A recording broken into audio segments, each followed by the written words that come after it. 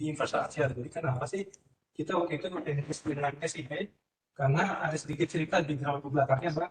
Kita sama-sama partnernya Dell gitu ya, dan teknologi. Jadi kenapa? Karena SIP salah satu partner sistem integrator Dell, dan Zeta itu adalah cloud provider yang mengusung teknologinya Dell. Secara infrastrukturnya, hardware dan teknologinya, semua brandnya menggunakan Dell. Jadi di sini ada sedikit kesamaan bahwa mungkin ke depannya SIP ada demand terhadap user yang di lapangan terhadap cloud, ya kita sebagai satu opsi lah untuk bisa coba menawarkan cloud. Ya, mungkin bisa lebih lanjutnya apa itu cloud computing yang seperti apa ya, mungkin Elina bisa coba sharing sisi itu. Oke, terima kasih Pak Indra. Sebelumnya selamat siang. Berarti saya bisa dipanggil Lina aja. Terima kasih juga untuk SIP sudah meluangkan waktunya untuk meeting produk sama kita hari ini. Mungkin saya akan mulai sedikit aja biar untuk singkat itu. Jadi why cloud computing sih? Nah, mungkin ini sebagai informasi aja sih terkait untuk data center kalau masih on-premise itu plus minusnya seperti apa sih. Nah, yang pertama itu kalau plusnya itu adalah fully control, itu sudah pasti karena datanya kan ada di kantor ya, jadi sudah pasti tim IT-nya yang fully untuk manage servernya. Lalu local area network, karena on-premise itu mungkin lebih servernya ada di kantor, jadi bisa pakai kabelan aja gitu, nggak perlu over internet. Nah, yang ketiga itu ada train IT skill sama knowledge data, itu sudah pasti juga karena servernya kan di kantor, jadi tim IT-nya sudah pasti tahu lah mereka naruh-naruh datanya itu di mana. Nah, minusnya adalah yang pertama high initial investment. Ini kenapa? Karena kalau data center on-premise kan pasti servernya itu harus beli dulu atau inden dulu. Nah, ini makanya high initial investment itu pasti di awal. Nah, yang kedua dari rigid infrastructure, jadi infrastrukturnya lebih kaku gitu, karena kan dia servernya server fisik gitu ya. Jadi kalau misalkan ada kebutuhan upgrade, mungkin mereka harus beli lagi untuk servernya. Nah, yang ketiga adalah more thing to manage. Ini data center on-premise itu bukan hanya servernya aja yang di-manage gitu. Bisa dari infrastrukturnya kayak gimana, maintenance-nya kayak gimana, itu juga harus di-manage. Lalu adalah sole responsibility. Jadi responsibility-nya itu penuh hanya di IT tersebut saja. Nah, yang ini adalah plus minus ketika pelanggan itu menggunakan cloud computing gitu. Yang pertama low initial investment plusnya. Kenapa? Karena pelanggan ini bisa menggunakan cloud itu mulai dari yang kecil aja, nggak perlu harus beli resource itu yang besar gitu. Yang kedua adalah scalable, jadi bisa di-upgrade kapanpun. Ya, bisa di-upgrade kapanpun. Lalu yang ketiga adalah usage based pricing. Jadi mereka membayarkan apa yang mereka gunakan gitu. Dan yang keempat adalah agile teknologi. Lalu minusnya adalah internet dependent gitu. Karena biasanya kalau cloud ini kan over internet ya. Jadi harus tergantung dari mungkin kecepatan internet di kantor kayak gimana. Lalu yang kedua adalah trust. Trust ini juga penting karena pelanggan itu harus pintar-pintar dalam mencari cloud provider gitu. Mereka harus membangun trust-nya dulu di awal. Lalu no legacy application sama not all cloud are equal. Jadi nggak semua cloud provider itu sama ya, mulai dari trade-nya seperti apa sampai service-nya itu seperti apa. Lalu saya lanjut. Nah, ini kategori cloud computing berdasarkan kategori ya. Jadi ada yang on-premise, infrastructure as a service, platform as a service, sampai software as a service. Nah, ZetaGrid ini ada di infrastruktur as a service gitu. Jadi kalau bisa dilihat semakin ke kanan itu provider yang manage gitu. Kalau semakin ke kiri itu customer yang fully manage gitu. Jadi karena ZetaGrid ada di infrastruktur as a service, jadi mulai dari utility sampai hardware-nya itu ZetaGrid yang manage gitu. Kalau sampai ke dalamnya gitu seperti operating system, database sampai application itu lebih ke customer yang manage. Nah, lalu ini masuk ke ZetaGrid gitu ya, buat ZetaGrid mungkin dari Bapak Ibu ada yang belum tahu nih ZetaGrid itu siapa. Nah, ZetaGrid itu awalnya merupakan provider ya infrastruktur as a service di Australia pada tahun 2010. Nah, lalu pada tahun 2017 nih ZetaGrid mulai nih berkembang di Indonesia, istilahnya license-nya dibelilah sama orang Indonesia. Jadi saat ini untuk kepemilikan dan operasionalnya juga sudah 100% oleh orang Indonesia di bawah PT Arupa Cloud Nusantara. Nah, lalu untuk saat ini Datagrid itu sudah mengerjakan kurang lebih 5.000 VM workload sampai 5 petabyte storage, dan ini juga terus bertambah. Lalu untuk availability zone-nya itu Datagrid ada 8, dan di Indonesia itu mereka Datagrid itu punya 2 availability zone, dan kurang lebih ada 250 sama 30 channel partners yang sudah happy dan satisfied dengan service kita. Nah, why choose us sih? Kenapa Datagrid boleh menjadi bahan pertimbangan untuk pelanggan menjadi cloud provider gitu. Yang pertama itu sudah enterprise teknologi. Jadi untuk teknologinya itu kita merupakan pertama yang mendapatkan sertifikat VMware ya, dan untuk teknologi hardware-nya itu kita semua menggunakan Dell. Lalu untuk supportnya kita juga udah expert, jadi sudah tersertified dan capable semua. Dan untuk business compliance-nya itu kita juga sudah memiliki beberapa ISO yang akan saya jelaskan di slide ini. Nah, ini adalah beberapa sertifikat yang kita miliki ya. Jadi untuk data center itu kita ada 2, satu yang di Jakarta, satu yang di Cibitung. Yang di Jakarta itu tier 3, yang di Cibitung itu tier 4. Lalu yang paling penting di sini juga adalah ISO 27001 gitu. Jadi terkait keamanan data, kita sebagai cloud provider itu tidak bisa serta-merta untuk memperjualbelikan ya data-data customer keluar gitu. Dan sudah pastinya kita sudah tercompliance oleh OJK.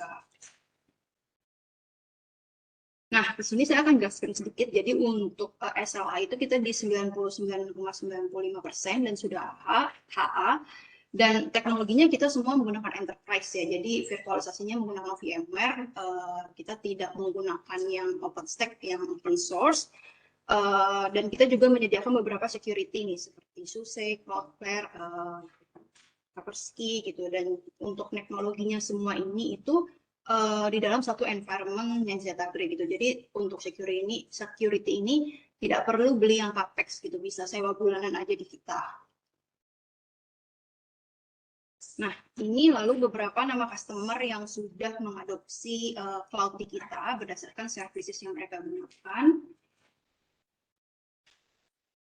Oke. Nah, ya, lalu ini masuk ke produk kita. Jadi kita ini ada beberapa produk. Jadi kita kategorikan berdasarkan 2 kategori, ada public cloud sama hybrid cloud. Nah, yang public cloud ini ketika customer sudah ready untuk fully on cloud semua, dan hybrid ini ketika customer belum ready nih, mau fully on cloud semua. Jadi misalkan 50% on premise atau 50% yang on cloud, nah itu bisa menggunakan produk kita yaitu hybrid cloud. Nah, lalu ini partner-partner solusi yang kita berikan ke partner-partner kita. Jadi ada Akribas CTV, lalu ada dedicated cloud, lalu ada object storage, ada data synchronize, dan lain-lain. Nah, ini masuk ke produk kita yang pertama. Nah, jadi mungkin Bapak Ibu familiar dengan AWS atau Google Cloud ya. Nah, kita juga punya produk yang sama seperti itu, namanya Virtual Data Center. Nah, Virtual Data Center ini maksudnya adalah pelanggan memiliki server secara virtual gitu ya, yang bisa diakses kapanpun dan dimanapun selama ada internet gitu. Nah, Virtual Data Center ini kita menggunakan VMware untuk virtualisasinya, VMware vCloud Director yang sudah dilengkapi dengan VMware NSX. Nah, VMware NSX ini bisa berguna sebagai load balancer ataupun firewall gitu. Dan kita semuanya di sini juga resource pool, jadi nanti tinggal dijumlahkan saja resource VM-VM. Dan kita juga unlimited scalable ya, jadi karena produk kita mostly itu semua ada self-service, jadi nanti bisa langsung pelanggan itu upgrade langsung di portal gitu, tanpa harus menghubungi salesnya dulu, nih kita mau upgrade nih, upgrading dong gitu. Nah, karena kita self-service, jadi bisa langsung upgrade di portal. Nah, ini summary dari virtual data center kita atau yang biasa kita sebut dengan VDC ya. Jadi untuk zona kita ada 2 di Jakarta yang di Cibitung. Lalu untuk aksesnya menggunakan VMware vCloud Director. Lalu kita juga memiliki kelebihan ya, ability hot add. Nah, ability hot add ini adalah jadi bisa menambahkan resource seperti prosesor ataupun RAM tanpa adanya downtime. Lalu kita berikan juga 3.000 giga unlimited internet data transfer ini per bulan. Jadi untuk upload ataupun download, jadi tidak ada hidden cost. Lalu kita juga sudah enable untuk backup maupun replication. Nah, lalu bicara infrastruktur biasanya tidak lepas dari namanya backup gitu. Ketika customer sudah memiliki virtual data center, biasanya perusahaan itu mau adanya backup untuk nge-backup data. Nah, itu bisa menggunakan VDC backup kita ini. Jadi nanti metodenya itu adalah scheduling ya. Bisa dipilih juga VM mana yang mau di backup, bisa diatur juga schedule-nya, ada retensinya berapa lama, itu bisa di-set di awal. Nah, lalu business continuity selanjutnya adalah disaster recovery-nya. Nah, di sini kita ada produk second site DR interzone. Jadi second site DR interzone ini adalah pelanggan memiliki satu data center lain di zona yang berbeda. Jadi misalkan virtual data center-nya itu di Cibitung. Nah, mereka mau punya data center lain nih di tempat satu lagi gitu. Nah, itu bisa yang di Jakarta. Untuk metodenya itu adalah journaling replication dengan RTO-nya in second dan RTO-nya in minutes. Nah, lalu selain portal virtual data center, nantinya pelanggan itu memiliki dua portal ya. Satu My Account, satu lagi portal VCloud Director. Nah, kalau My Account portal ini biasanya kita sebut dengan portal komersil. Nah, My Account portal ini biasanya untuk ngecek katalog service, untuk order-order service-nya itu juga di My Account portal ini, lalu bahkan untuk billing management juga bisa langsung lihat di My Account portal. Nah, portal satu lagi itu portal VCloud Director. Nah, VCloud Director ini lebih ke portal teknis. Jadi untuk lebih sizing VM-nya gimana, terus untuk ngatur-ngatur resource-nya itu di portal satu lagi yaitu VCloud Director. Nah, ini kurang lebih portalnya seperti ini. Jadi karena kita self service, jadi nanti portalnya tinggal di zw.id aja, terus bisa buat account, terus login, lalu add order. Jadi semua service kita itu ada di portal. Lalu order confirmation ini summary dari service apa yang dibeli, lalu self payment dan public complete gitu. Jadi kurang lebih dengan 5 step ini pelanggan itu sudah memiliki services dari Zeta-Grid. Nah, mungkin sampai sini ada yang mau ditanya dulu Bapak Ibu sebelum saya lanjut ke produk yang kedua. Mbak, ini tadi udah bahas buat SLA-nya di Z1 sendiri belum? Iya, sudah di 99,95%, Pak. Nah, iya. Saya lanjut. Iya. Kalau kan ada dua ya, di Jakarta masih di rumah. Oh iya. Soalnya di sini Jakarta kan ada yang di Australia ya. Yang di mana Pak? Ya, di Australia. Nah, kalau kita mau pakai di luar Indonesia bisa nggak? Oh, Kita untuk di luar Indonesia itu portalnya beda sama portal yang saya pilih. Jadi dia larinya ke zetagrip.com karena memang itu induknya kita itu zetagrip.com. Tapi memang aplikasi dan lain-lainnya aplikasinya saat ini dia otomatis connect kita di mobilnya. Ya, besok pagi ya connect ke kita. Jadi fiturnya misalkan apa sekarang servernya di Jakarta. Ya, aplikasinya fitur kita punya saya Indonesia itu belum tersambung sih. Dia tak bisa, jadi memang jangan tergantung bisa ya. Dengan itu udah service kita, cuma kalau untuk ke regionnya kemana, kalau ke Singapura itu memang modelnya masih aktif-aktif aja. Jadi bangun server di sana lebih dekat. Dan buat tempatnya personal sendiri itu terpisah ya, seperti yang seperti kantor itu. Nah, itu di Indonesia, tapi di Singapura, dan di Australia. Nah, yang di Indonesia ini kita bikin buat khusus target marketnya Indonesia, jadi portalnya khusus untuk belum gabung sama yang .com. Jadi kalau yang ada di Australia, contoh klien klien di Indonesia di Australia, ya dia masuk ke portalnya ke Australia. Cuma untuk support dan sebagainya bisa lewat kita. Dengan defaultnya service-nya tadi khususnya untuk Australia, Singapura benar-benar pure self service, jadi semua nggak bisa kayak di Indonesia kan telepon mau data ini dia cuma baca email seperti itu. Benar pas sama kayak global cloud-nya. Jadi perbedaannya cuma sebatas di supportnya itu secara infrastruktur Sama dan semuanya tetap sama. sama. Ada pembelajaran lagi yang nggak ada.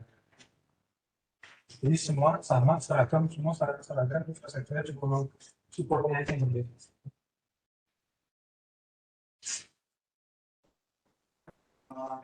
Kan kalau yang data center itu udah buat sama SSD. Iya, NSX, ya betul. Nah itu kita bisa akses portal NSX-nya atau kita portal SSD. Oke, jadi Zeta sendiri dia punya berbagai macam, ada 2 portal.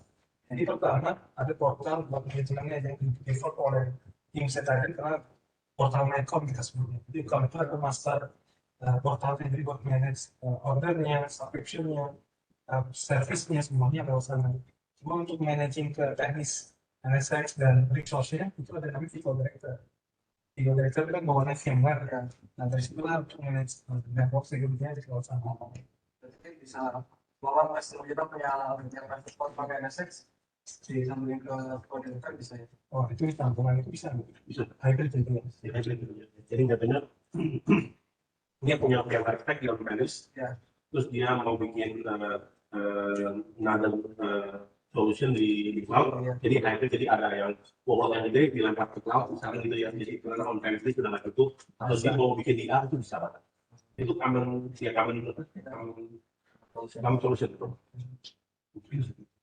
Itu buat multi cloud ya, sebagian barang dia lempar ke cloud. Ya betul. Biasanya yang workload yang gede, yang workload-nya dia sudah kurang resource kan masih ya, dari cloud yang dia bisa easy terus kerja harus sekarang. Itu sih di teknisnya banyak lagi dan sudah lama sudah ngelakuin itu gitu. Ya. Itu banyak kita sama customer yang punya project aplikasi baru tuh. Biasanya sebelum data di production, lempar ke cloud. Ya. Once sudah ready production, masuk cloud.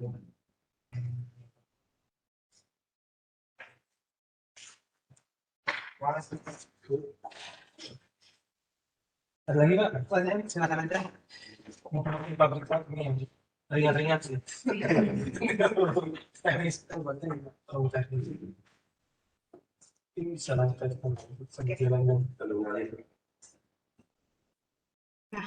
Ini masuk ke produk kategori yang kita kedua, yaitu ada hybrid cloud. Nah, hybrid cloud itu kita ada beberapa produk juga. Yang pertama itu adalah Vim Backup. Nah, Vim Backup ini digunakan untuk membackup data ya, baik yang dari on-premise ataupun physical server level cloud. Nah, Vim ini itu bekerja sesuai dengan schedule yang sudah ditetapkan di awal dan bisa multiple restore point gitu. Dan kita berikan juga unlimited data transfer. Nah, untuk Vim ini itu bisa nge-backup mulai dari desktop ataupun laptop, lalu virtual machine, public cloud, ataupun physical server. Nah, untuk virtualisasinya juga lebih beragam ya. Kalau Vim Backup ini bisa pakai VMware, Microsoft, Nutanix, AWS, Azure, ataupun Google Cloud. Nah, produk hybrid yang kedua ada Vim Replication. Kalau tadi Vim Backup itu bicara untuk nge-backup data. Kalau Vim Replication ini lebih untuk nge-backup servernya gitu, dan biasanya ini digunakan untuk disaster recovery ya. Jadi kalau Vim Replication ini metodenya menggunakan snapshot replication dengan RPO-nya itu kurang lebih 15 menit. Namun untuk Vim Replication ini hanya yang sudah support environment-nya itu VMware, karena kan memang kita semua virtualisasinya menggunakan VMware gitu ya. Jadi untuk Vim Replication ini hanya support yang sudah VMware. Nah, lalu produk yang ketiga hybrid cloud ini ada Zerto Second Sight TR. Jadi kurang lebih ini sama kayak Vim Replication tadi. Cuman kalau yang Vim Replication tadi kan metodenya snapshot. Kalau yang Zerto ini metodenya journaling gitu. Jadi untuk kehilangan datanya itu lebih kecil karena setiap detik dia akan mengirimkan data ke kita gitu. Untuk RTO-nya juga in second dan RTO-nya in minutes gitu. Nah, untuk Zerto ini sama, hanya yang bisa support environment itu yang sudah VMware. Nah, lalu kita ada produk untuk dedicated private cloud. Jadi mulai dari hostnya ataupun sampai resource, sampai racknya itu kita juga sudah provide. Jadi kalau misalkan pelanggan ada kebutuhan dedicated private cloud itu bisa kita provide dengan ada minimum speknya ya. Kalau misalkan si private cloud ini. Sedikit nambahin, jadi ini case buat apa, kebutuhan klien yang ingin dia punya cloud itu khusus organisasi mereka aja. Jadi biasanya tipe-tipe klien yang scale-nya cukup gede, apa size-nya, dia pengen punya cloud sendiri gitu ya. Jadi ini yang kita buat beberapa solusi. Contoh ada case klien kiri adalah mereka resource-nya dia cukup besar, tapi kadang-kadang klien kan penggunaan resource CPU-nya besar tapi storage-nya kecil. Nah itu kalau kadang-kadang kita pernah case-nya adalah untuk buat dedicated ini ya mereka inginnya apa tetap dedicated, cuma mungkin storage-nya share dengan yang ada di public cloud. Jadi model konsep ini kita berikan dedicated perangkatnya, terus juga yang paling kita share public storage-nya, cuma untuk lokasinya di data center-nya kita beri. Jadi bisa pilih di Jakarta atau di Cibitung, bukan operis klien gitu. Dan model payment-nya itu adalah OPEX model, jadi nggak perlu investor, tinggal perlu CAPEX. Jadi biasanya ketemu klien yang pengen punya private cloud tapi dia budgetnya nggak cukup gitu ya, bisa ditawarin ini sih model OPEX, jadi dia bisa bayar kecil lah, tapi memang ada waktu tertentu. Tapi yang masuk ke tengah ini dia lebih besar lagi ya, jadi bisa kelihatan kalau dari sisi investmentnya kelihatan. Jadi kalau yang kiri, kalau investmentnya di atas average 150 juta per bulan, kebutuhan resource-nya ya bisa paling kiri. Tapi kalau dia tengah-tengah ini adalah untuk storage CPU RAM-nya benar-benar dedicated dengan fiturnya ada all flash, vSAN dan sebagainya, teknisnya. Terus juga dia dapat juga vehicle director-nya semuanya. Jadi cuma secara OPEX-nya dia di range-nya 250 juta per bulan. Cuma untuk kontraknya itu minimum 3 tahun. Nah, kalau yang paling kanan itu sampai ke racknya level rack. Jadi racknya misalkan dia mau full rack gitu ya, ataupun dia mau dedicated rack, ataupun mau di-test lagi racknya, itu juga bisa. Cuma custom lah ini buat klien-klien yang custom tailor lah. Jadi kita akan jahit ya custom kebutuhannya, cuma skalanya cukup besar. Klien-klien ini biasanya targetnya customer-nya pemerintahan, financial service, biasanya suka pakai yang model kayak gini.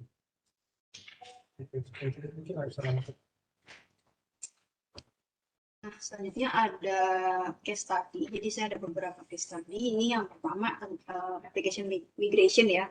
Jadi ada pelanggan itu memiliki sistem ERP gitu dan mereka maunya OPEX untuk pembayarannya. Lalu mereka juga butuhnya sudah KA dan storage-nya maunya high performance gitu. Lalu mereka juga membutuhkan offsite backup maupun disaster recovery plan. Nah, ini bisa kita tawarkan menggunakan virtual data center dibanding dengan VDC backup, second site DR interzone, Cloudflare enterprise plan, sama managed service. Mungkin teringat nambahin Pak, jadi ini tadi yang diskusi di awal, biasanya kan kalau itu jualan paling kiri nih, apa deal pasang di on-premise klien, private cloud misalkan ada resource secure dan storage-nya, terus di atasnya mungkin nggak pakai virtual data center, mungkin VMware center aja. Cuma tadi ketika ada kebutuhan project baru, ternyata resource yang di on-premise-nya ini perlu di-upgrade, cuma butuh waktu delivery, biasanya untuk delivery perangkat kan butuh waktu ya. Bisa sementara dia memori coba aja pakai online dengan yang ada di cloud. Ini bisa pasang resource-nya di cloud sambil jika nanti ada modular lagi tambah, sudah terpasang ya sudah cukup yang di cloud yang berani ya pindah versi itu juga bisa.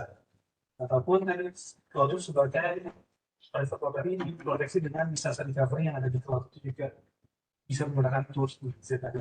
Ini contoh kalau ini aplikasi migrasi gitu. Dari NSX ini mereka komunikasi dengan NSX kita lewat IPsec VPN yang bisa dimigrate lah VM-nya ke Zeta. Ini contoh case pertama. Biasanya yang cukup paling sayang klien sekarang kan eranya udah ke cloud semua, banyak yang melihat as a service ya. Dari komunikasi mereka kan tadi saat mau refresh lagi, biasanya sekarang perangkat refresh lagi. Tapi memikir di klien apakah dia mau refresh beli baru lagi semuanya atau migrate ke cloud. Itu ketika pagar pesannya kita nawarin opsi pertama refresh semua ganti, ternyata budget nggak cukup atau direction manajemen nggak boleh lagi capex ya punya proposal opsi yang ini ada solusi as service gitu ya, cloud seperti ini bisa dibawa juga. Nah, lalu ini case study selanjutnya ini lebih ke penyimpanan data ya, finansial gitu. Jadi pelanggan itu mau menyimpan data itu di cloud gitu dan butuhnya itu juga nggak lama gitu.